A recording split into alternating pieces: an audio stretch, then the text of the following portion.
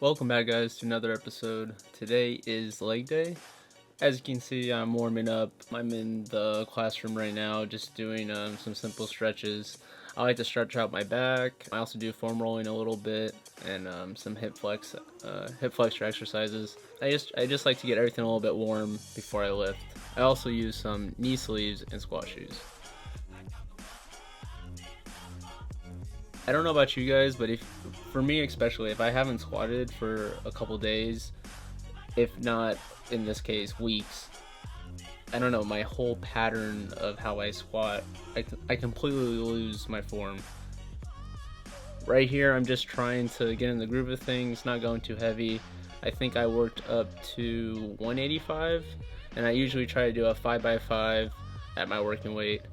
Today was 185, nothing too extreme. But really just trying to get back to the motion of squatting.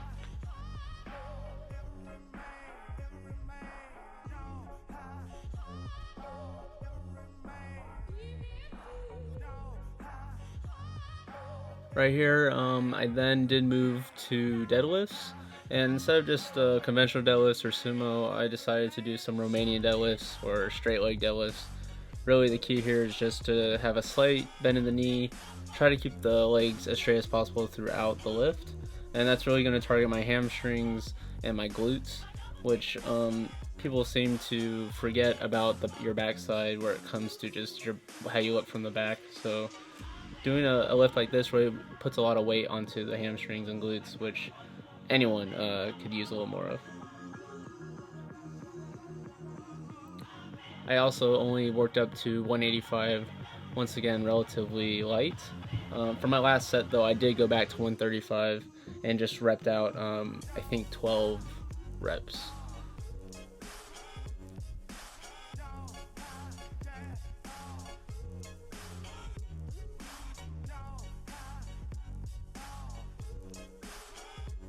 I then did go to leg press.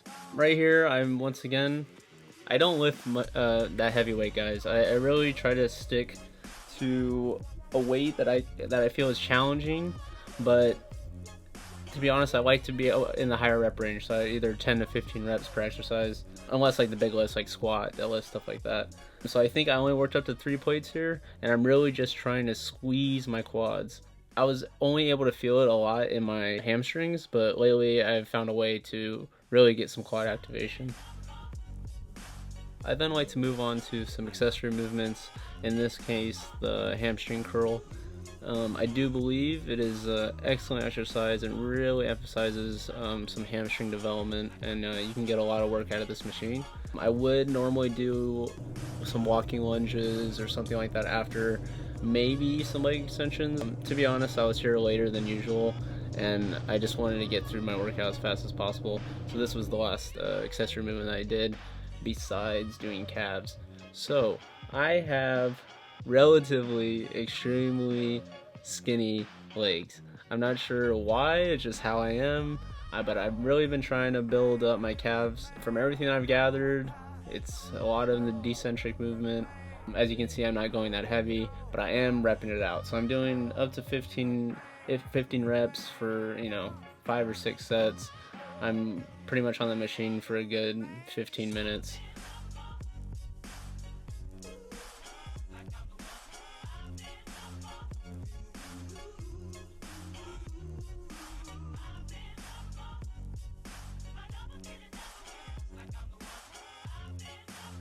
I want to talk about ego lifting, and first of all, the thing is don't let yourself get in the habit of ego lifting.